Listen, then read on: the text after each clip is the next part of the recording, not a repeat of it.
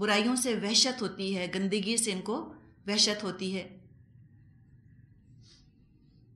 دوسرے الزام کی بات کی گئی کہ جو پاک لوگوں پر الزام لگاتے ہیں تو ان کو بھی یہ جاننا چاہیے کہ یہ انہی کے خلاف چیز پڑے گی۔ جیسے عائشہ رضی اللہ عنہا طیبات تھیں، ان پر ایک خبیث الزام لگا، اللہ نے خود ایسے حالات پیدا کر دیے کہ ان کی صفائی ہو گئی۔ جہاں تک عائشہ رضی اللہ عنہا کا تعلق ہے، اس کے لیے تو آیات آئیں آسمان سے، اور آئندہ کے لیے عورتوں کی حفاظت کے لیے اللہ نے قانون دے دیا۔ اور یہ بھی آپ نوٹ کریں گے کہ بعض دفعہ اللہ واقعی الزامات سے انسان کو خود بری کر دیتا ہے۔ بہت زیادہ ڈیفینڈ کرنے کی بھی ضرورت نہیں اپنے آپ کو، اللہ پر معاملہ آپ چھوڑ کے دیکھیں، پھر دیکھیں کہ اللہ کس طرح بری کرے گا۔ تو تنقید تو پاک لوگوں پر ہمیشہ سے ہوتی رہی اور ہمیشہ ہوتی رہے گی۔ انسان تنقید کو سنے، الزام سچا ہے اپنی اصلاح کر لے، الزام جھوٹا ہے صبر کر لے، اللہ انشاءاللہ تعالیٰ اس کو بری کر دے گا۔ اور تنقید کو برداشت کرنا یہ بھی مضبوط کردار کے لیے ضروری ہے، ذہنی صحت کے لیے ضروری ہے۔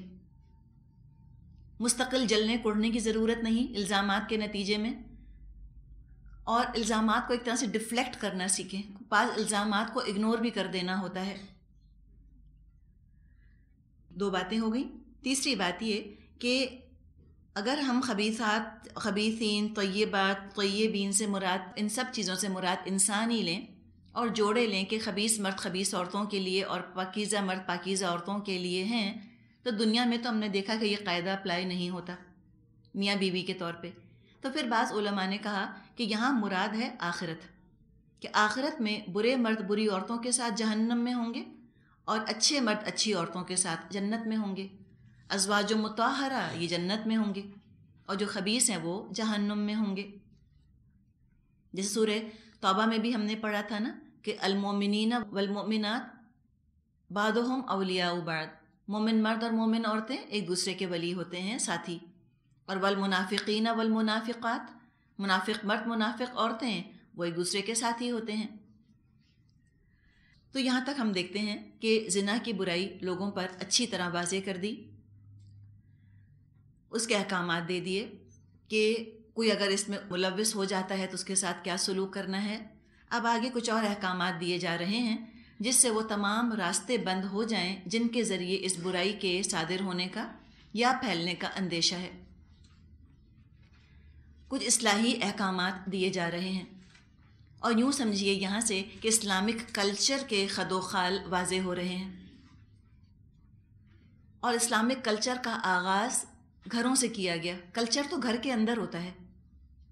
یہ بھی یاد رکھیے کہ جو انسان ہدف حاصل کرنا چاہتا ہے نا، جو زندگی میں وہ حاصل کرنا چاہتا ہے، جیسا بننا چاہتا ہے، اسی حساب سے اس کا کلچر بنتا ہے، اور کلچر کے حساب سے گھر بنتے ہیں۔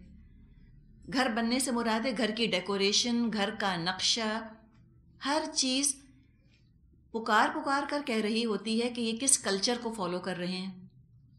اور کلچر کا تعلق انسان کے جذبات سے ہے۔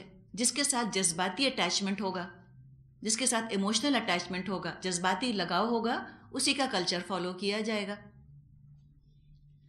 تو آپ بعض لوگوں کے گھروں کو دیکھ کر محسوس کر سکتی ہیں کہ یہاں پر حیا کا کلچر ہے یا حیا کا کلچر نہیں۔ گھر بتا دیتے ہیں، گھر بھی منہ سے بولتے ہیں۔ جیسے انسان با حیا اور بے حیا ہوتے ہیں، اسی طرح گھر بھی با حیا اور بے حیا ہوتے ہیں۔ ان کو دیکھ کے پتہ چلتا ہے کہ کس قسم کا ہے۔ تو یہاں پر اب اسلامک کلچر واضح کیا جا رہا ہے۔ ہدف آپ یاد رکھیے، ہدف کیا ہے اسلام کا؟ زنا کا سد باب، ایلیمینیشن یا کنٹرول آف ایڈلٹری۔ آج کا انسان اس ہدف کو حاصل کرنے میں ناکام ہو چکا، کسی طرح قابو میں نہیں آتا۔ تو کیوں نہ اسلامک ماڈل کو بھی آزما کر دیکھ لیں، اپنے گھروں کو اسی حساب سے بنائیں، وہی طور طریقے اختیار کریں، وہی آداب اختیار کریں جو قرآن ہمیں سکھا رہا ہے، پھر دیکھیں کہ معاشرہ کتنا محفوظ، کتنا خوشگوار ہو جائے گا۔ تو سب سے پہلے قانون استیزان کا ذکر آ رہا ہے، اس کے بارے میں بات کرتے ہیں۔ آیت 27 یا ایھا الذین آمنوا لا تدخلوا بیوتا غیر بیوتکم حتى تستأنسوا وتسلموا على أهلها ذلكم خير لكم لعلكم تذكرون۔ اے لوگوں جو ایمان لائے ہو، اپنے گھروں کے سوا دوسرے گھروں میں داخل نہ ہوا کرو جب تک کہ گھر والوں کی رضا نہ لے لو، اور گھر والوں پر سلام نہ بھیج لو۔ یہ طریقہ تمہارے لیے بہتر ہے، توقع ہے کہ تم اس کا خیال رکھو گے۔ معاشرتی احکامات دیے جا رہے ہیں اور ابتدا گھروں سے کی جا رہی ہے جو معاشرے کا بنیادی یونٹ ہے، اور اس کی بھی ابتدا گھر میں داخل ہونے سے، گھر میں داخل ہونے کے آداب سکھائے جا رہے ہیں ایمان والوں کو، کہ کسی کے گھر میں جب تم داخل ہو اس کا صحیح ادب تمیز طریقہ کیا ہے۔ 1400 سال پہلے عرب معاشرے میں ان چیزوں کو رواج دیا گیا، اس پروٹوکول کو یا ایٹیکیٹس کو رواج دیا گیا تاکہ مسلمان مہذب ہو جائیں، سویلائز ہو جائیں، پراپر ایٹیکیٹس آ جائیں، مینرز ان کے صحیح ہو جائیں، صحیح ادب سیکھ جائیں، با ادب اور تمیزدار ہو جائیں مسلمان۔ اور یہ حقیقت ہے کہ مسلمان تو بڑا ریفائنڈ، بڑا مینرز والا، بڑا تمیز والا ہوتا ہے۔ اس کے برعکس جو جاہلیت کا معاشرہ ہوتا ہے اس میں ان چیزوں کا رواج کم ہوتا ہے۔ 1400 سال پہلے میں ہم دیکھیں جو جاہلی معاشرہ تھا عربوں کا، ان کے ہاں طریقہ یہ تھا کہ وہ حییتم صباحاً حییتم مساءً، صبح بخیر شام بخیر کہتے ہوئے بے تکلف ایک دوسرے کے گھر میں داخل ہو جایا کرتے تھے، اور بعض اوقات وہ گھر والوں کو ایسی حالت میں دیکھ لیتے تھے یا ایسی باتیں سن لیتے تھے جو مناسب نہیں ہوتی تھیں۔ یہ تو گھر کی پرائیویسی انویڈ ہو گئی۔ جو گھر کا معاملہ ہے جس میں کہ پرائیویسی ہونی چاہیے، کوئی باہر کی مداخلت نہیں ہونی چاہیے، وہ تمام چیزیں ختم ہو کے رہ گئیں۔ تو یہ جب ہوتا تھا کہ وہ اس طرح گھس آتے تھے تو گھر والوں کو انہوں نے ایسی حالت میں دیکھ لیا جو نہیں دیکھنا چاہیے تھا۔ کوئی اپنے گھر میں باتیں کر رہا ہے بیٹھ کے، وہ انہوں نے باتیں سن لی جو ان کے سننے کی نہیں تھیں۔ یہ نہایت غیر مہذب طریقہ تھا، غلط طریقہ تھا۔ اب اس کی اصلاح کی جا رہی ہے۔ 3 آیات تو ہم یہاں پڑھیں گے، پھر آگے آیت 58، 59، 61 ان میں بھی تاکید کے ساتھ اس کے احکامات آئے ہیں۔ اب یہ گھروں کی پرائیویسی کی حفاظت، گھروں کے ماحول کی حفاظت کی اسلام نے بہت تاکید کی ہے کہ تم اجازت لے کر گھروں میں داخل ہو، اور ہم دیکھتے ہیں کہ آج کے مسلمان اس سے اتنا ہی غافل ہو گئے ہیں۔ وہ معاشرے جہاں پر اسلام نہیں ہے انہوں نے تو ان طریقوں کو اختیار کر لیا، جو نجی زندگی ہے اس کی تو انہوں نے بہت حفاظت کر لی، وہ اپنی پرائیویسی کا بہت خیال رکھتے ہیں کہ وہ انویڈ نہ ہونے پائے۔ اسلام سے انہوں نے یہ سیکھ لیا، اور ہم نے اپنے مسلمانوں سے یہ حق چھین لیا، اپنے گھر والوں سے۔ اور آج کل ہم یہ دیکھتے ہیں کہ اگر کوئی اس چیز پر اصرار کرے کہ بھئی جب تم ملنے آ رہے ہو تو بتا کر آؤ، کوئی یہ کہے تو لوگ کہتے ہیں یہ تو بالکل امریکن ہو گئے، یہ دیکھو ذرا ان کا کیا حال ہو گیا۔ اور اس طرح اجازت لے کر آنا یا بتا کر آنے کو خود غرضی سمجھنے لگ گئے کہ بڑے مغرور ہیں، مہمان نوازی کے آداب سے خالی ہیں۔ اور مغربی ممالک کی سب سے بڑی برائی جو کچھ لوگوں کو نظر آتی ہے وہ یہ کہ بھئی وہاں اگر جانا ہو کسی کے ہاں تو پہلے پوچھنا پڑتا ہے کہ ہم آ جائیں۔ کہتے ہیں پاکستان جیسی اپنائیت تو وہاں پر ہے ہی نہیں، وہاں تو اتنی غیریت ہے، اتنی اجنبیت ہے، اتنا تکلف ہے، یہاں تو جب ہمارا جی چاہا ہم ان کے ہاں چلے جاتے ہیں۔ حالانکہ اجازت لے کر جانا قرآن کے واجبات میں سے ہے، پرمیشن لینی ہے۔ اس زمانے میں تو کوئی اور طریقہ تھا نہیں کہ فون کر کے مطلع کر دیں یا ٹیکسٹ میسج دے دیں یا کچھ اور کر دیں، وہ تو دروازے ہی پر پہنچ جاتے تھے تو اطلاع ہوتی تھی۔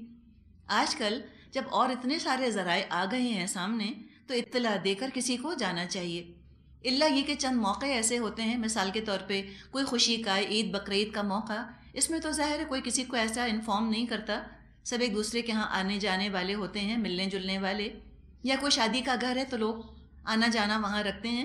تو ہم اس طرح کے ایکسیپشنل سچویشن کی بات نہیں کر رہے، استثناءات کی بات نہیں کر رہے، ہم روز مرہ ایوری ڈے لائف کی بات کر رہے ہیں. اس میں ضرور ہی انفارم کر کے، مطلع کر کے اجازت لے کر جانا چاہیے. ابن عباس رضی اللہ عنہ کے مطابق ان احکامات میں جو کہ یہاں دیے جا رہے ہیں، ذرا سی تبدیلی یا سستی قرآنی آیات کا انکار ہے. اور آپ دیکھیں کہ ہو سکتا ہے کہ بہت سے مسلمانوں کو یہ بات بھی نہ پتہ ہو کہ قرآن میں کوئی ایسی آیات بھی موجود ہیں کہ اجازت لے کر آپ کو جانا ہے. تو فرمایا کہ تم کیا کرو کہ جب تم کسی کے گھر جاؤ، لا تدخلوا بیوتا غیر بیوتکم، اپنے گھروں کے علاوہ کسی کے گھروں میں مت داخل ہو. کب تک؟ حتی تستانسوا، یہاں تک کہ تم انس حاصل کر لو. استانسا کا مطلب ہوتا ہے انس چاہنا، انسیت پیدا کرنا، واقفیت جس کو کہیں. آج کل ہم کہتے ہیں انٹروڈیوس کرانا، خود کو تعارف کرانا، گھر والوں کو پتہ چل جائے کون ملنے آیا ہے.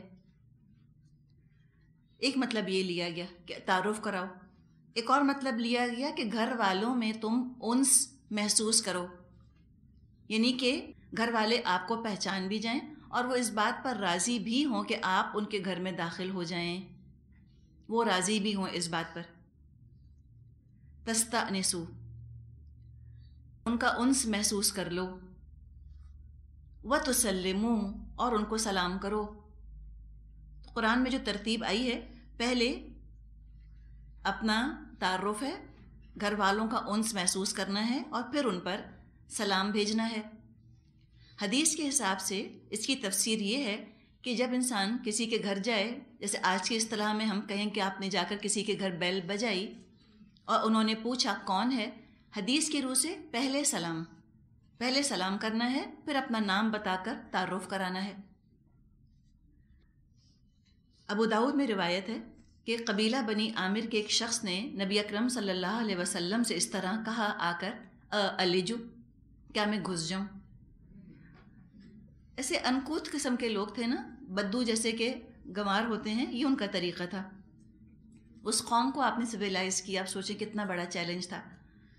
جب اس نے کہا کہ الجو، آپ نے اپنے خادم سے فرمایا یہ شخص استیزان کا طریقہ نہیں جانتا، اجازت لینے کا طریقہ نہیں جانتا، باہر جا کر اس کو طریقہ سکھاؤ کہ یوں کہے السلام علیکم ادخلو، السلام علیکم، کیا میں داخل ہو جاؤں؟ یہ طریقہ ہوتا ہے. ایک روز جابر بن عبداللہ رضی اللہ عنہ نبی اکرم صلی اللہ علیہ وسلم کی خدمت میں حاضر ہوئے. جب آپ نے پوچھا کون، تو جابر نے فرمایا انا، میں ہوں. پھر آپ نے پوچھا کون، پھر جواب دیا انہوں نے انا.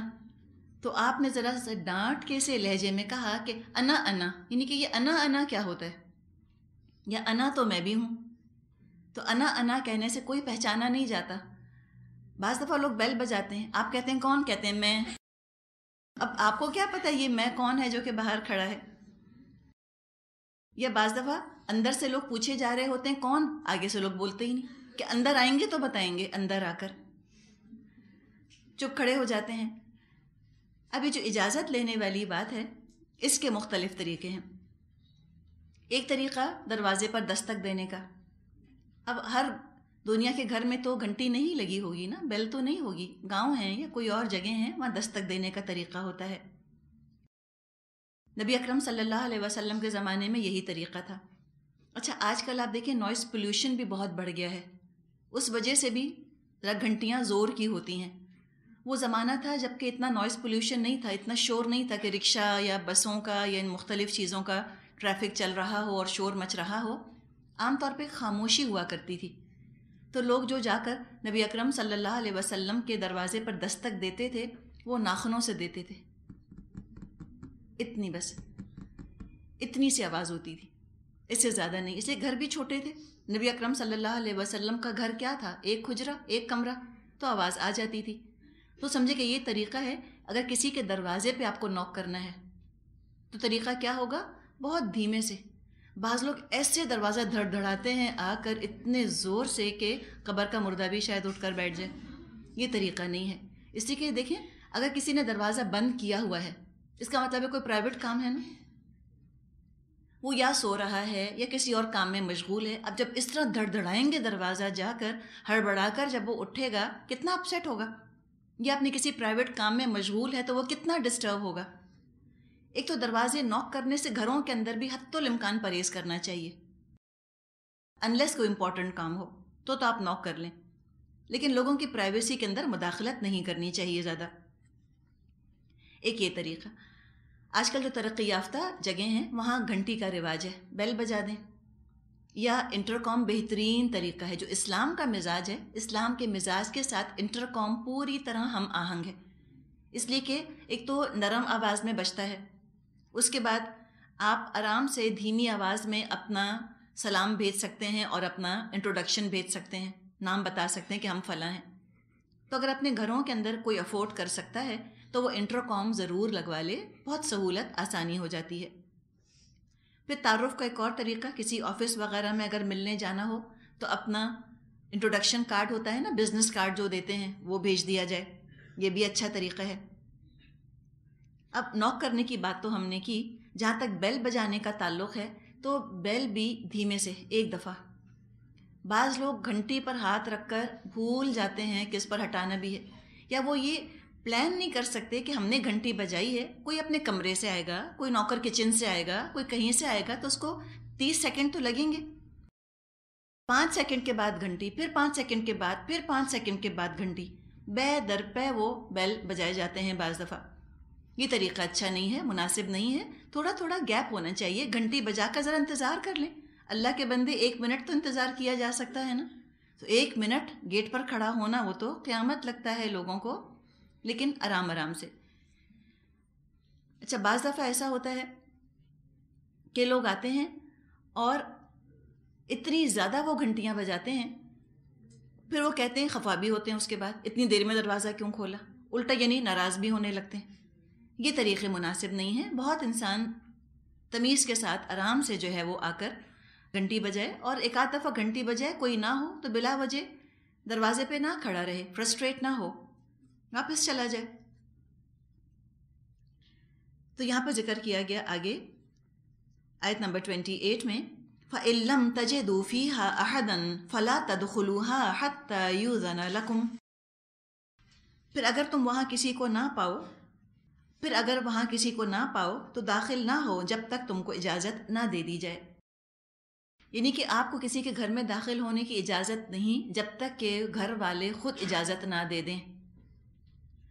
ابھی اجازت لینے کے لیے نبی اکرم صلی اللہ علیہ وسلم نے زیادہ سے زیادہ 3 مرتبہ پکارنے کی حد مقرر کی ہے.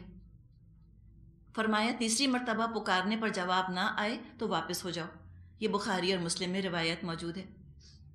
ابھی جو ہم بیل بجانے کی بات کر رہے ہیں, بعض لوگ کہتے ہیں بعد میں آپ کو جب ملتے ہیں بہت ناراض لگ رہے ہوتے ہیں, کہتے ہیں ہم آئے, ہم نے اتنی بیلز بجائیں کہ ساتھ والوں کا چوکیدار نکل کر آ گیا.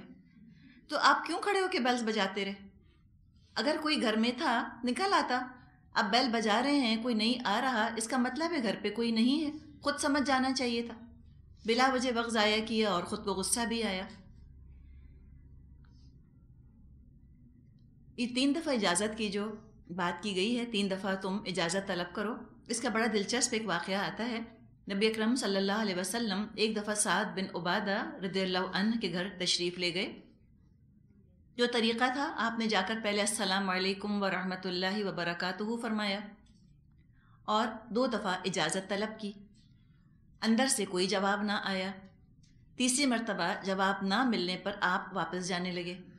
تو سعد اندر سے دوڑ کر آئے اور عرض کیا کہ یا رسول اللہ, میں آپ کی آواز سن رہا تھا, لیکن میرا جی چاہتا تھا کہ آپ کی زبان مبارک سے میرے لیے جتنی بار بھی سلام اور رحمت کی دعا نکل جائے وہ اچھا ہے. تو یہ بھی ایک پیار کا سا انداز تھا. بعض دفعہ یہ بھی لوگ کیا کرتے تھے, کسی بزرگ سے یا کسی عالم سے ملنے جاتے تھے تو اندر اطلاع نہیں دیتے تھے, بلکہ باہر دروازے پر بیٹھے رہتے تھے کہ وہ باہر خود تشریف لائیں گے تو ان سے ملاقات ہو جائے گی. تو وہ پھر ایک الگ معاملہ ہے, وہ اس کے اندر شامل نہیں ہے. اب یہ جو حکم ہے کہ اگر تم نہ پاؤ کسی کو تو وہاں داخل مت ہو یہاں تک کہ تم کو اجازت دے دی جائے. اب یہ حکم سب کے لیے ہے, محرم نامحرم سب اس میں شامل ہیں. کوئی عورت کسی عورت کے پاس جائے ملنے کے لیے تو بھی، مرد کسی مرد کے پاس ملنے کے لیے جائے تو بھی گھر میں داخل ہونے سے پہلے اجازت ضرور لے۔ ام ایاس رضی اللہ عنہا فرماتی ہیں ہم 4 عورتیں اکثر عائشہ رضی اللہ عنہا کے پاس جایا کرتی تھیں اور گھر میں داخل ہونے سے پہلے ان سے اجازت طلب کرتی تھیں۔ حالانکہ عورتیں عورتوں سے ملنے جا رہی ہیں تو بھی اجازت لے کر جاتی تھیں۔ امام مالک نے اپنی موطا میں عطا بن یسار سے روایت کیا ہے رحم اللہ علیہ کہ ایک شخص نے حضور صلی اللہ علیہ وسلم سے پوچھا کیا میں اپنی والدہ کے پاس جاتے ہوئے بھی اجازت لوں؟ آپ نے فرمایا ہاں۔ اس شخص نے عرض کیا میں اسی گھر میں رہتا ہوں، ہر وقت ان کی خدمت میں رہتا ہوں۔ مراد اس کی یہ تھی کہ کیا پھر بھی ہر دفعہ اجازت لوں؟ آپ نے پھر منع فرمایا کہ بغیر اجازت اچانک داخل مت ہو، یعنی ہو سکتا ہے کہ ماں پراپر حالت میں نہ ہو یا پراپر لباس میں وہ نہ ہو تو شرمندگی اٹھانی پڑے۔ حتیٰ کہ شوہر جب گھر میں داخل ہوا کرتے تھے وہ بھی اعلان کر کے داخل ہوتے تھے، اپنے ہی گھر میں داخل ہو رہے ہیں۔ غیر بیوتکم کا تو کیا ذکر، اپنے گھر میں جب داخل ہوتے تھے تو بھی ایک طرح سے اناؤنس کر دیتے تھے کہ داخل ہو رہے ہیں۔ عبداللہ بن مسعود رضی اللہ عنہ کی بیوی کہتی ہیں عبداللہ جب کبھی گھر سے باہر جاتے تھے پھر گھر واپس آتے تھے تو دروازے میں کھنکار کر پہلے اپنے آنے سے باخبر کر دیتے تھے تاکہ وہ ہمیں ایسی حالت میں نہ دیکھیں جو ان کو پسند نہ ہو۔ ذرا سا گلا صاف کر دیا، ذرا سا کھانس لیے، کچھ کھٹر پٹر تھوڑی سی کر دی تاکہ بیوی کو گھر والوں کو پتہ چل جائے کہ ہم گھر میں داخل ہو رہے ہیں۔ یعنی ایک اسپائی کرنا یا ایک چھاپا مار ذہنیت کے طور پہ گھر میں داخل ہونا کہ دیکھیں کس سے فون پہ بات کر رہی ہے، یہ طریقے جو ہیں پسندیدہ نہیں ہیں۔ تو اپنے لیے ہم دیکھیں، ہم چپکے سے گھر میں کہ دیکھیں کمپیوٹر کھیلتے ہوئے پکڑ لیں بچوں کو، کرتے ہیں نا۔ مروت کی روح سے تو یہ چیز پسندیدہ نہیں ہے۔ قرآن نے پابندی تو نہیں لگائی کہ تم اپنے گھر میں بھی اعلان کر کے داخل ہو، غیر بیوتکم کا ذکر ہے، لیکن اس طرح سے ایک جو ذہنیت ہے نا کہ چپکے سے آ کر کسی کو دیکھ لینا کہ وہ کیا کر رہا ہے ہماری غیر موجودگی میں، یہ تجسس والی چیز یہ پسندیدہ نہیں۔ آگے فرمایا وَإِن قِيلَ لَكُمُ ارْجِعُوا فَارْجِعُوا هُوَ أَزْكَىٰ لَكُمْ وَاللَّهُ بِمَا تَعْمَلُونَ عَلِيمٌ، اور اگر تم سے کہا جائے کہ واپس چلے جاؤ تو واپس ہو جاؤ، یہ تمہارے لیے زیادہ پاکیزہ طریقہ ہے، اور جو کچھ تم کرتے ہو اللہ اس سے خوب واقف ہے۔ یہ دیکھیں اسلام کا براڈ مائنڈڈ ہونا، یہ ہے دراصل لبرل ہونا، یہ ہے دراصل ماڈرن ہونا، جو کہ یہاں سے ہمیں پتہ چل رہا ہے۔ بات یہ کہی جا رہی ہے کہ کوئی شخص بغیر پیشگی اطلاع کے کسی کے گھر چلا گیا۔ اب دیکھیں وہ پرانے زمانے تو چلے گئے نا، اب ہم اس زمانے کی بات کرتے ہیں۔ کسی نے نہ فون کیا، نہ آپ کو پہلے سے بتایا، کچھ نہیں پتا، اور کسی کے گھر ملنے چلے گئے، اس کا معاملہ مختلف ہے۔ ہاں اگر کسی نے اپوائنٹمنٹ لیا ہوا ہے، آپ کو مطلع کیا ہوا ہے کہ ہم اتنے بجے ملنے آئیں گے اور آپ نے رضا دے دی ہے کہ جی آپ آئیے گا، اب ان کو نہیں لوٹایا جا سکتا۔ لیکن اگر اپوائنٹمنٹ نہیں ہے، اطلاع پہلے سے نہیں ہے، ایسے ہی دل چاہا چلو فلاں سے ملنے چلتے ہیں، ان کے گھر چلے گئے، اپنا تعارف کروایا، سلام کیا، کہا کہ میں ملنے آئی ہوں، انہوں نے کہا اس وقت لوٹ جائیے، ملاقات نہیں ہو سکتی۔ جی ہاں بتائیے ذرا ہمارا کیا ری ایکشن ہوگا؟ ہم تو وہ پیر پٹخیں گے، ہم تو فوراً گھر جا کر گھر کا انتظار کیوں کریں، گاڑی سے ہی ہم سیل فون ملائیں گے اور ہم بتائیں گے اپنے جاننے والوں کو کہ دیکھیں اتنے بدتمیز ہو گئے ہیں، اتنے روڈ ہو گئے ہیں، ہم ملنے کے لیے گئے، گھر میں تھیں اور کہہ دیا میں نہیں مل سکتی، اب آئندہ نہیں جائیں گے۔ ہم تصور کر سکتے ہیں اس چیز کا آج اپنے معاشرے کے اندر؟ ہم تصور نہیں کر سکتے، لیکن قرآن کیا کہہ رہا ہے؟ ان قیل لکم ارجعوا فارجعوا، اگر تم سے کہا جائے لوٹ جاؤ تو لوٹ جاؤ، ہوا ازکی لکم، یہ زیادہ تمہارے لیے پاکیزہ ہے، مت مائنڈ کرو، کوئی خفا نہ ہو۔ اب چونکہ اس حکم پر عمل ہے بڑا مشکل، کہنے والے کے لیے بھی ہمت چاہیے نا، کسی سے کہنا کہ آپ لوٹ جائیے ہم نہیں مل سکتے، اور جس سے کہا جا رہا ہے اس کے لیے بھی بڑا مشکل ہے یہ سننا، وہ اپنی بے عزتی محسوس کرے گا۔ اسی لیے حکم کی حکمت بتائی کہ ہو سکتا ہے یہ تمہارے لیے بہتر ہو، ہوا ازکی لکم، ہو سکتا ہے یہی بہتر ہو۔ اب ذرا سے انالائز کرتے ہیں کہ یہ حکم کیوں دیا گیا. پہلی بات، پھر گھر پر آ جائیے. گھر معاشرے کا بنیادی یونٹ ہے، بیسک یونٹ ہے. انسان کہیں اور ہوتا ہے، لوگوں کے سامنے ہوتا ہے، کسی اور طرح سے بیہیو کر رہا ہوتا ہے. اس کا اپنا گھر، اس کی اپنی سینکٹیٹی ہوتی ہے، اس کی اپنی سینکچری ہوتی ہے، سکون کی جگہ ہوتی ہے، پرائیویسی اور سکون، جہاں اپنی نجی زندگی اپنی مرضی سے گزارتا ہے. ریلیکس کرنے کی جگہ ہوتی ہے نا گھر. قرآن نے تو فرمایا ہے گھر کے بارے میں کہ جعل لکم من بیوتکم سکنن، اللہ نے تمہارے گھروں میں سکون اور راحت کا سامان دیا ہے. سکون، اطمینان سے اپنی مرضی، اپنے ضرورت کے کاموں میں انسان مصروف رہتا ہے. اپنا گھر ہے، ریلیکس ہوتا ہے، لباس بھی ہلکا پھلکا بعض دفعہ ہم گھر میں پہنتے ہیں، اپنی مرضی کے کام، کوئی الماری الٹی ہوئی ہے اس کی صفائی ہو رہی ہے، یا کچن یا اپنا کوئی زیب و زینت کا کام خواتین مثال کے طور پہ کر رہی ہوتی ہیں اپنے گھروں کے اندر، یا کوئی بات چیت ہو رہی ہے، فیملی اپنی بیٹھی ہے.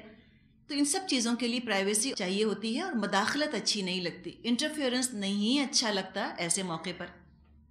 اگر اپنی مرضی سے انسان جو اپنے کام کر رہا ہے اپنے گھر کے اندر بیٹھا ہوا، اس میں اگر مسلسل خلل اندازی ہو، انٹرپشن اس کے اندر ہو، یہ چیز انسان کے سکون کو، چین کو برباد کرنے والی ہے. اگر ہر وقت انسان کی نجی زندگی کے اندر، پرائیویٹ لائف کے اندر مداخلت ہوتی رہے تو وہ مقصد ہی فوت ہو گیا جس مقصد کے لیے اللہ نے گھر بنائے. پھر گھر جائے کیوں انسان؟ گھر جائے نا، پھر بیٹھا رہے کسی پبلک جگہ پر. تو گھر کی اس پرائیویسی کو، انسان کی نجی زندگی کو محفوظ کرنے کے یہ احکامات ہیں کہ لوگ اس طرح ذہنی طور پہ ڈسٹرب نہ ہوں. ان کو مینٹل ڈسٹربنس سے روکنے کا طریقہ ہے. اتنا زیادہ اسلام نے پرائیویسی کے اوپر زور دیا ہے. اب گھر ہے کسی کا، مہمان آتے ہیں، بتا کر آتے ہیں، موقع سے آتے ہیں، اچھے لگتے ہیں. لیکن اگر مہمان بے موقع آتے ہیں، بن بلائے مہمان ہوتے ہیں، تو بجائے راحت کے وہ کوفت کا سبب بن جاتے ہیں، بوجھ محسوس ہونے لگتے ہیں. بجائے کہ کھلے دل سے انسان ان کی آؤ بھگت کرے، کسی طرح چھٹکارا پانے کی ترکیب انسان سوچتا رہتا ہے، کیسے نجات حاصل کریں. اسی لیے تستأنسوا بڑا اہم ہے. اب یہ کیسے پتہ چلے گا کہ ہمارے آنے سے کوئی خوش ہو رہا ہے یا نہیں؟ رویے سے پتہ چلتا ہے. اب اگر آپ گئے، وہ کہتے ہیں آئیے بیٹھیں، اندازہ ہو رہا ہے نا، پھر وہ گھڑی دیکھیں، دیر ہو رہی ہے، مجھ کو جانا ہے. اب بعض لوگ ہنٹ ہی نہیں لیتے، ان کو احساس ہی نہیں ہوتا کہ کتنی ایمرجنسی ہے. بعض دفعہ کیا ہوتا ہے، سب تیار ہو کر نکل رہے ہوتے ہیں گھر سے، مہمان آ جاتے ہیں. اب بچے جو ہیں بعض دفعہ تو رونا ہی شروع کر دیتے ہیں، پھر مہمان آ گئے. اب اگر آپ کسی کے بچوں کو ایسے روتا ہوا دیکھیں تو سمجھ جائیں کہ تستانسو میں یہ شامل نہیں ہے. آپ کہہ دیں کہ ہم دوبارہ آ جائیں گے پھر کسی وقت، یا کسی کا آپ کو لگ رہا ہے کہ یہ اس وقت کسی کام میں تھے، بہت مصروف تھے. اب خواتین کو دیکھیں، بعض دفعہ مہندی لگائی ہے سر میں، یا منہ پر بلیچ لگایا ہے مثال کے طور پہ، ابھی لگایا ہے، گھنٹی بج گئی. اب کیا کریں؟ مثال دے رہی ہوں میں آپ کو کہ کئی کام گھر میں ہو سکتے ہیں کہ ہو رہے ہوں. کسی نے ڈائی لگایا ہے بالوں کے اندر، اب میاں کو نہیں شکل دکھانے کے قابل، مہمان تو بہت دور کی چیز ہے. اب مہمان آ گئے، اب آپ ان سے کیا کہیں؟ آپ ان کو یہ بتا تو نہیں سکتے کہ میں نے بلیچ لگایا ہے منہ کے اوپر، اس لیے میں آپ کو اندر نہیں آنے دے سکتی. اب بھاری دل سے انسان کہتا ہے آئیے بیٹھیے، منہ دھوتے ہیں اور کڑ رہے ہوتے ہیں دل کے اندر، اور جا کے بیٹھتے ہیں ان کے پاس. دل بھاری ہوا نا، اچھا لگے گا وہ مہمان؟ بالکل اچھا نہیں لگے گا. تو ان چیزوں کے لیے ضروری ہے کہ پہلے اجازت لی جائے، پہلے پرمیشن لی جائے کہ ہم کیا آپ کے گھر آ سکتے ہیں فلاں فلاں وقت، تاکہ مہمان کو اس کا سبب نہ بنے، الٹے بوجھ نہ بن جائیں. بعض دفعہ گھر میں کوئی بہت ہی اہم بات چیت کر رہے ہوتے ہیں خاندان والے بیٹھ کر، کسی انتہائی اہم موضوع پر بات ہو رہی ہوتی، آپ اپنے بچوں کے ساتھ، شوہر کے ساتھ بیٹھی ہیں، کوئی بہت اہم بات کر رہے ہیں، مہمان آ گئے، بہت کوفت ہوتی ہے انسان کو، ساری بات جو ہے وہ بیچ میں دھری کی دھری رہ جاتی ہے. ایسے موقعوں پہ اگر کوئی کہے کہ تم لوٹ جاؤ تو ان کو لوٹ جانا چاہیے. یا چلیں، اللہ نہ کرے، ہو سکتا ہے لڑائی ہو رہی ہو، دھواں دھار کو مارکا پڑا ہوا ہے گھر کے اندر، مہمان آ گئے، وجہ تو نہیں بتائیں گے دیکھیں ہم لڑ رہے ہیں، آپ پلیز کسی اور وقت آئیے گا، یہ تو نہیں کہہ سکتے ان سے. تو کسی کو وجہ بتانے کی بھی ضرورت نہیں ہے کہ ہم کیوں کہہ رہے ہیں آپ سے کہ آپ لوٹ جائیے. اسلام نے ہم سے تقاضا یہ نہیں کیا کہ تم وجہ ضرور بتاؤ کہ دیکھیں میں بلیچ کر رہی ہوں آپ لوٹ جائیں، دیکھیں ہم لڑ رہے ہیں پلیز آپ لوٹ جائیں، دیکھیں میں نے تو ساری الماریاں خالی اس وقت کی ہوئی ہیں، میں تو پورے اٹم بار کے بیچ میں بیٹھی ہوں، پلیز آپ لوٹ جائیں، ہم کچن دھو رہے ہیں آپ لوٹ جائیں. کوئی ضروری نہیں کہ ہم وجہ بتائیں ان کو. لیکن بدگمانی کیا آتی ہے اگلے کو کہ ملنا نہیں چاہتے ہم سے. لوگ سوچیں گے بھی نہیں کہ پتہ نہیں کس کام میں یہ مصروف ہیں، کیا ان پر کوئی اہم چیز ایسی پڑی ہے کہ یہ اتنے پریشان ہیں اور یہ ہم سے ملنے کے قابل اس وقت نہیں. یا پریشانی سے یاد آیا، ہو سکتا ہے کوئی بہت پریشان کن خبر سن لی ہو اور عین اس وقت مہمان آ جائیں. کتنے بھاری لگیں گے وہ مہمان آپ کو. آپ کا بالکل دل نہیں چاہے گا اس وقت ان کے پاس بیٹھنے کا اور نہ صحیح طریقے سے ان کو انٹرٹین کر سکیں گے. تو کئی وجوہات ہو سکتی ہیں. اگر کبھی کہا جائے ارجعو فرجعو، فرمایا کہا جائے کہ تم اس وقت لوٹ جاؤ تو تم لوٹ جاؤ. تم سوچو کہ پتہ نہیں کس کام میں وہ گرفتار ہیں، کس مشکل میں پھنسے ہوئے ہیں، کیا پریشانی ہے جو ہم سے نہیں مل سکتے. اب اگر بھاری دل کے ساتھ مہمانوں کو بلا کر بٹھائیں تو مہمان بھی رویے کو محسوس کر لیتے ہیں کہ یہ ہم کو توجہ نہیں دے رہے، ان کا دل خراب ہوتا ہے. پھر بعد میں کہتے ہیں کہ ہم تو اتنی محبت سے کیک لے کر گئے تھے ان کے ہاں اور وہ اتنے سرد رویے سے ہم سے ملے، توجہ ہی ان کی نہیں تھی ہماری طرف. اور بغیر کسی سے پوچھے اس سے ملنے چلے جانا، اس پر مسلط ہو جانا سمجھیں ایک طرح سے جا کر، اس سے قدر و منزلت میں بھی کمی آتی ہے، بے قدری محسوس کرتا ہے انسان اپنی. تو پہلے سے اجازت لے کر ملنے جائیں تاکہ خود بھی بے عزتی محسوس نہ ہو اگر لوٹنے کو کہا جائے اور میزبان بھی خوشگوار موڈ میں ہو. لیکن ہمارے ہاں تو دور دور ہم تصور بھی نہیں کر سکتے. اٹس انتھنکیبل فار اس کہ ایسا بھی ہو سکتا ہے. اچھے اچھے دیندار لوگ ہوں وہ بھی برا مان جائیں کہ ہم ملنے کے لیے آئے تھے تو ہم سے کیوں کہا تھا کہ تم لوٹ جاؤ. بعض صحابہ یا تابعین کے بارے میں آتا ہے، وہ فرماتے تھے کہ میں عمر بھر اس تمنا میں رہا کہ کسی سے ملاقات کے لیے جاؤں اور مجھ کو جواب دیں کہ لوٹ جاؤ تو میں اس قرآن کے حکم پر عمل کر کے ثواب حاصل کر لوں. تمنا تھی ان کی کہ میں کہیں جاؤں تو کوئی مجھ سے کہے کہ تم لوٹ جاؤ تو مجھ کو ثواب ملے، فرجعو میں اللہ کے حکم پر عمل کروں. لیکن وہ یہ کہتے ہیں کہ عجیب اتفاق ہے، مجھے کبھی یہ نعمت نصیب نہ ہوئی، یہ نعمت نصیب نہ ہوئی. اس سے اب تصویر کا دوسرا رخ بھی ہمارے سامنے آ رہا ہے، وہ بھی دیکھ لیتے ہیں. یعنی کہ اب یہ نہیں کہا جا رہا کہ تم معمول بنا لو اپنا کہ جب کوئی مہمان آئے کہہ دو ارجعو ارجعو، جاؤ جاؤ لوٹ جاؤ. یہ بھی نہیں کہا جا رہا کہ تم ایسے ٹریگر ہیپی ہو جاؤ. حدیث میں اس کا دوسرا رخ بھی بیان کیا ہے. نبی اکرم صلی اللہ علیہ وسلم نے فرمایا ان لزورک علیک حقا، تیرے مہمان کا بھی تجھ پر حق ہے. یعنی شدید عذر، شدید مجبوری کے علاوہ ملنے سے انکار مت کیجیے. اسی سے ایک اور چیز بھی ہمارے سامنے آتی ہے. آج کل ہم لوگوں کے ہاں جوائنٹ فیملی سسٹمز ہیں، مشترکہ خاندانی نظام ہے. اس میں 2-3 نسلیں ساتھ رہ رہی ہوتی ہیں.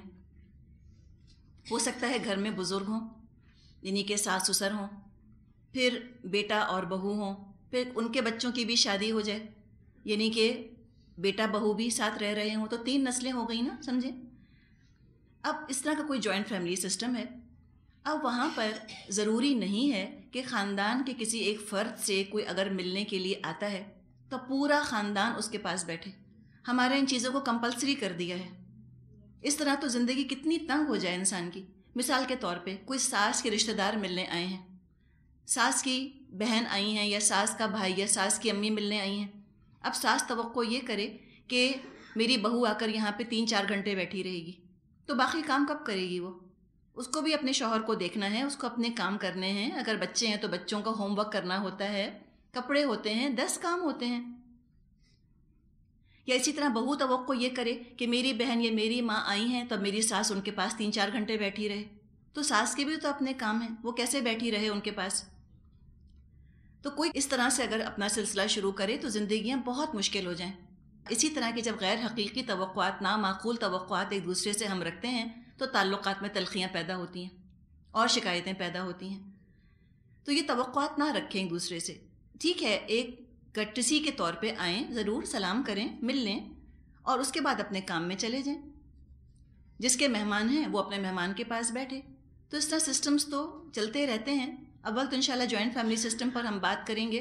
یہ تو اسلامی مزاج ہے ہی نہیں نا. اسلام تو پسند ہی نہیں کرتا اس چیز کو کہ اتنے سارے مختلف جو نسلیں ہیں وہ ایک گھر میں اس طرح سے رہیں. لیکن اگر مجبوری ہے, کوئی وجہ ہے, یا رہنا چاہ رہے ہیں آپس میں, تو کم از کم توقعات کو کم رکھیں. عام طور پہ ساسیں توقع یہ رکھتی ہیں کہ میرا کوئی ملنے والا آئے, بہو آ کر ضرور بیٹھے. تو وہ تو پورا دن گزر جائے بعض دفعہ, کبھی کسی کا مہمان کبھی کسی کا مہمان, تو پھر کیا کریں؟ سارا دن یہی کرتے رہیں. یہ ناممکن ہے, یہ نہیں ہو سکتا. زندگیاں بہت ڈسٹرب ہوتی ہیں اس طرح سے. ایک بات یہ. دوسری بات یہ کہ جب بھی ہم بات کر رہے ہیں کسی سے ملنے جانے کی, تو 100 سال 150 سال پہلے کا جو زمانہ تھا اس میں یہ تھا کہ کسی سے ملاقات کا طریقہ یہی تھا کہ آپ اس کے گھر جائیں تبھی ملاقات ہوگی. لیکن اب مینس آف کمیونیکیشن بہت بڑھ گئے ہیں. اب ایک آدھی ملاقات پہلے خط کے ذریعے سے ہوتی تھی, یوں سمجھے کہ ایک پونی ملاقات اب ٹیلی فون کے ذریعے سے ہوتی ہے, فون کیا جاتا ہے ایک دوسرے کو. تو اسلام تو ہر زمانے کے لیے آیا ہے نا. جو ملنے کے آداب ہیں یوں سمجھے کہ اسی طرح کے آداب ٹیلی فون پر بھی نافذ ہوتے ہیں, اپلائی ہوتے ہیں. جب انسان کسی کو فون کرے, السلام علیکم کہہ کر پہلے اپنا تعارف کرائے. کہ آپ کہیں آپ نے کسی کو فون کیا, وہاں سے کسی نے فون اٹھایا, آپ کہیں السلام علیکم اور نام بتائیے اپنا کہ میں فلاں بول رہی ہوں. اب اپنائیت کے نام پر اتنے کنفیوژنز ہوتے ہیں. بعض لوگ بے عزتی محسوس کرتے ہیں اس چیز میں کہ اپنا نام ہم کیوں بتائیں, ان کو تو پتہ ہونا چاہیے میں کون بول رہی ہوں. اور ناراض ہوتے ہیں کہ لو اب پہچانیں گی بھی نہیں آپ ہم کو, اور 5 منٹ اسی میں گزار دیتے ہیں گیس گیم کے اندر. گیس کریں میں کون بول رہی ہوں. اب آپ کا کام پڑا ہے, آپ پریشان ہو رہی ہیں, آپ کو سمجھ ہی نہیں آ رہا, پھر کہیں گے اچھا نہیں پہچانا, گیس کرو میں فلاں فلاں ہوں. اب آپ پہچانے نہیں پاتے, بہت بہتر تھا نا کہ نام بتا دیتے. اب اس میں بھی ایکسٹریم نہیں کہ آپ کی امی آپ کو روز فون کرتی ہیں, اب کہیں کون بول رہی ہیں. اب آپ توقع کریں کہ اماں جو ہیں وہ روز آپ کو نام بتائیں, یا آپ کا میاں انٹروڈیوس کرائے. آپ کہیں پڑھ کر آئے ہیں ہم قرآن کے اندر, نام بتاؤ, تستانسو. ایکسٹریم سے بھی بچانا ہے نا, کچھ نہیں پتہ آپ لوگ گھر جا کر کیا کریں. تو جن کی آوازیں ہم روز مرہ پہچانتے ہیں, بچے, بہن بھائی, ماں باپ, یعنی وہ تو ضرورت نہیں ہے کہ ہر دفعہ اپنا نام بتایا جائے. مراد ہے کہ اگر آپ کسی کو فون کریں, جو کہ کبھی کبھی فون کیا جاتا ہے, ایکوینٹنس ہم کہیں, تو پھر ضرور ہی اپنا نام بتا دیں. اب یہ لوگ جو کہ اس طرح سے خفا ہونے لگتے ہیں کہ آپ ہماری آواز ہی اب تو نہیں پہچانیں گی, ہوتا یہ ہے کہ بعض دفعہ انسان کا ملنے جلنے والوں کا حلقہ بہت وسیع ہو جاتا ہے. اکثر آواز پہچانی نہیں جاتی, یا نام سے بھی بعض دفعہ انسان نہیں پہچانتا. ایک ہی نام کے کتنے لوگوں کو آپ جانتے ہیں. تو لہٰذا پہچان اپنی کروا دینی چاہیے کہ ہم فلاں فلاں بول رہے ہیں. اب اگر چند گھنٹیاں بجیں, اسے نوک کرنے کے لیے تو 3 دفعہ کا بتایا ہے نا, لیکن چلے 3 فون کی گھنٹیاں تو بہت جلدی جلدی بج جاتی ہیں. ایک مناسب وقت, چلے 1 منٹ یا 1.5 منٹ, چند گھنٹیاں فون کی بجیں, پھر آپ کو محسوس ہو کہ گھنٹیاں بج رہی ہیں, کوئی نہیں اٹھا رہا, تو فون رکھ دیں. یہ بھی ارجیو کے اندر آئے گا ایک طرح سے. ہو سکتا ہے کہ اگلا شخص نماز پڑھ رہا ہو, یا سو رہا ہو, بیمار ہو, واش روم میں ہو, کسی کام میں ہو, فون نہیں اٹھا سک رہا, تو رہنے دیجئے. اب اگر بات لمبی کرنی ہے کسی سے ٹیلی فون پر, تو پہلے پوچھ لیجئے کہ آپ کے پاس وقت ہے, مجھے 5 منٹ کی بات کرنی ہے, کہہ دیں. بعض دفعہ فون اٹھا لیتے ہیں, آپ بات شروع کر دیتے ہیں, اگلا اتنی لمبی بات کر رہا ہوتا ہے, اتنا لمبا اپنا مسئلہ بتا رہا ہوتا ہے. ہو سکتا ہے آپ کھانے کی میز سے اٹھ کر آئی ہوں, سب لوگ کھانے کی میز پر بیٹھے آپ کا انتظار کر رہے ہیں, پھر سب گھر والے کتنا اریٹیٹ ہوتے ہیں کہ آپ کے تو فون ہی ختم نہیں ہوتے. اب آپ ان کو منع بھی نہیں کر سکتی, تو پہلے پوچھ لینا چاہیے آپ کے پاس وقت ہے, آپ کیا اس وقت بات کر سکتی ہیں. اگر آپ کر سکتی ہیں تو آپ بات کیجئے, ورنہ آپ کہہ دیجئے کہ نہیں, آپ مجھ کو تھوڑی دیر کے بعد فون کر لیجئے گا, میں اس وقت فارغ نہیں ہوں. تو کوئی برا ماننے کی اس میں بات نہیں. اگر کوئی فون پہ بات نہیں کر سکتا, کوئی بات نہیں. یہ وہی چیز ہے کہ ان قیل لکم ارجعوا فرجعوا, تم سے کہا جائے لوٹ جاؤ تو لوٹ جاؤ. تو لمبی بات ایک طرف, ہو سکتا ہے آپ کا فون آیا ہو اور آپ کہہ دیں کہ میں اس وقت بات نہیں کر سکتی, تو کوئی ہمارے اوپر کوئی مورل رسپانسبلٹی, کوئی اخلاقی رسپانسبلٹی, ذمہ داری نہیں ہے کہ ہم ہر فون کو ضرور ریسیو کریں. کوئی ذمہ داری نہیں ہے کسی کے اوپر. اس لیے کہ گھر اتنا زیادہ ڈسٹرب ہوتا ہے ٹیلی فونس کی وجہ سے, لوگوں کی ہنڈیاں جلتی ہیں ٹیلی فون کی وجہ سے، پریشانیاں ہوتی ہیں، وقت جو ہے وہ ضائع ہوتا ہے، کسی کا فون آ گیا بیچم بیچ۔ تو اپنے کاموں کو اس طرح سے آرگنائز کر کے رکھیں اور ٹیلی فونز کے ذریعے سے اپنے کاموں کو ڈسٹرب مت ہونے دیں۔ اچھا اب کیا ہوتا ہے، کسی کا فون آیا، ان کا کہ ابھی بات نہیں کر سکتی، پتہ اچھا بتاؤ کیا کر رہی ہیں، آپ کو اس سے مطلب وہ کیا کر رہی ہیں، کچھ بھی کرتی رہیں۔ اپنے گھر والوں کو آپ منع کر دیں کہ کچھ بتانے کی ضرورت نہیں کہ میں کیا کر رہی ہوں، پوری کمنٹری چلتی ہے، اب لیٹی ہیں، اب سو رہی ہیں، اب نماز پڑھ رہی ہیں، اب چل کر باہر جا رہی ہیں، کوئی ضرورت نہیں کسی کو تجسس ہو کہ وہ کیا کر رہی ہیں، بس کہہ دیں اس وقت بات نہیں کر سکتی، اب بعد میں فون کر لیجیے گا، سمپل بات۔ اب بعض دفعہ ہوتا یہ ہے جو ٹیلی فون کرتا ہے، اب آپ نے کہا السلام علیکم، انہوں نے کہا کون بول رہے، بجائے کہ اپنا تعارف کرائیں وہ پوچھتے ہیں آپ کون بول رہی ہیں، پھر آپ کہیں کہ جی آپ کو کس سے بات کرنی ہے، کہتے ہیں یہ کیا نمبر ہے آپ کا، الٹے سوال کرتے ہیں اس طرح۔ یہ بالکل ضرورت نہیں ہے پوچھنے کی کہ آپ کون بول رہی ہیں، وہ آپ سے پوچھیں، بتانا ہوتا ہے کہ ہم کون بول رہے ہیں، ہم نے کون سا نمبر ملایا ہے، اس کی ضرورت ہے۔ نبی اکرم صلی اللہ علیہ وسلم کسی کے گھر تشریف لے جاتے تھے تو آپ دروازے کے بالکل سامنے نہ کھڑے ہوتے تھے، بلکہ آپ ایک طرف ہٹ کر کھڑے ہوتے تھے کہ نظر گھر کے اندر داخل نہ ہو۔ اب جن کے انڈیپینڈنٹ گھر ہیں ان کو تو تجربہ نہیں ہوگا اس چیز کا، لیکن جو لوگ اپارٹمنٹس میں یا فلیٹس میں رہتے ہیں ان کو ضرور تجربہ ہوگا۔ جو لوگ زینہ چڑھ رہے ہوتے ہیں ہر کھلے دروازے میں جھانکنا اپنا فرض سمجھتے ہیں، زینہ چڑھتے چڑھتے ضرور اندر تک پیچھے تک دیکھ لیں گے کہ کیا کچھ نظر آ سکتا ہے اس کے اندر۔ یہ بالکل مناسب نہیں۔ ہر ایک تو ہر وقت دروازہ بند نہیں رکھ سکتا نا، لکڑی کا ہوا کے لیے کسی اور چیز کے لیے جالی کا دروازہ بند رکھتے ہیں، لکڑی کا کھلا ہوتا ہے، جھانکنے کی کیا ضرورت ہے، کیا نظر آ جائے گا اس کے اندر۔ لیکن تجسس بھی تو کوئی چیز ہے دنیا میں، ادھر بھی دیکھیں سمجھ نہیں آتا، 2 فلیٹ ساتھ ساتھ آ گئے، اس میں جھانکیں اس میں جھانکیں، کس میں دیکھیں، غیر اختیاری طور پہ عادت ہی بن گئی ہے جھانکنے کی۔ بالکل نہیں کرنا چاہیے، اس لیے کہ اگر نظر داخل ہو گئی تو گھر کی تو پرائیویسی وائلیٹ ہو گئی نا۔ ابو داؤد میں روایت ہے نبی اکرم صلی اللہ علیہ وسلم نے فرمایا جب نگاہ داخل ہو گئی تو پھر خود داخل ہونے کی اجازت مانگنے کی کیا ضرورت ہے، پھر کیا موقع رہا۔ ایک اور موقع پر فرمایا پرے ہٹ کر کھڑے ہو، اجازت مانگنے کا حکم تو اس لیے ہے کہ نگاہ نہ پڑے۔ بعض لوگوں کا طریقہ ہوتا ہے بیل بجاتے ہیں، کوئی دروازہ نہیں کھولتا تو کود کود کے گیٹ کے اوپر سے جھانکتے ہیں، یا کسی بچے کو دیوار پہ چڑھا دیتے ہیں کہ تم جا کے دیکھو تو اندر کیا ہو رہا ہے۔ اتنا ڈیسپریٹ ہونے کی کیا ضرورت ہے؟ یہ ساری تکلیفیں ہم اس وقت اٹھاتے ہیں جب ہم اجازت لے کے نہیں آتے۔ بتا تو دیں، انفارم تو کر دیں کہ ہم آنے والے ہیں، اس سے کتنی سہولت ہو جائے۔ اچھا اسی طرح ٹیلی فونس ایک تو گھر میں ہوتے تھے، اب ایک سیل فون نے ایک اور قیامت مچائی بھی ہے، کوئی وقت پرائیویسی کا نہیں رہا، کوئی وقت۔ ایک دفعہ ہمارے ہاں فون آیا، اب اتفاق ایسا ہے کہ میرے ہسبینڈ فون کی طرف سوتے ہیں نا، میں کئی دفعہ ان سے کہہ چکی ہوں کہ اب مجھ کو سونے دیں، نہیں۔ رات 2:30 بجے فون آیا، پوچھا آپ سو رہے ہیں؟ آپ ذرا سوچیں تو۔ اب انہوں نے پوچھا میرا کہ وہ ہما نجم صاحبہ سے کب بات ہو سکتی ہے، اب آپ ان کا ریئیکشن سوچ سکتی ہیں۔ اب میرے لیے بغض نہیں آئے گا تو کیا آئے گا، میرا کوئی قصور اس کے اندر، میں کیا کروں۔ اب وہ کہہ رہے ہیں کہ ہاں ہمارا خیال ہے 2:30 بج رہے ہیں تو آپ لوگ سو ہی رہے ہوں گے۔ اب اس طرح سے ڈسٹرب کرنا، اب صبح انسان بتائیں کیا کام کرے گا، نہ اس کی نیند ہوگی۔ 11:30 بجے 11 بجے کو فون کرنے کا وقت ہے، 9 بجے کے بعد کسی کو کسی کے گھر فون نہیں کرنا چاہیے۔ کچھ لوگوں کے ہاں جلدی سونے کا رواج ہے، اگر وہ 9 ساڑھے 9 سو جاتے ہیں، سردیوں میں تو ویسی عشاء جلدی ہو جاتی ہے نا، جو صبح فجر کا اٹھا ہے 12 گھنٹے کام کر کے آیا ہے وہ تو نہیں جاگے گا 12 بجے تک، تو کم از کم 9 کے بعد فون نہ ہو۔ اسی کہ ویسے بھی انسان ایک طرح سے ریلیکس موڈ میں چلا جاتا ہے نا، ریٹائرنگ موڈ میں چلا جاتا ہے، اس وقت فون کرنا اگر کوئی ایمرجنسی ہے، کوئی ضرورت ہے تو کر لیں، لیکن بلا وجہ رات 9 10 ساڑھے 10 11 بجے فون کھڑکانا یہ بالکل مناسب نہیں، ساری پرائیویسی انسان کے گھر کی ختم ہو کے رہ جاتی ہے۔ ان چیزوں کا خیال رکھنا ضروری ہے۔ تو جہاں تک گھروں کے اندر جھانکنے کی بات ہے، انس رضی اللہ عنہ فرماتے ہیں ایک شخص نے نبی اکرم صلی اللہ علیہ وسلم کے گھر میں ان کے حجرے میں جھانکا۔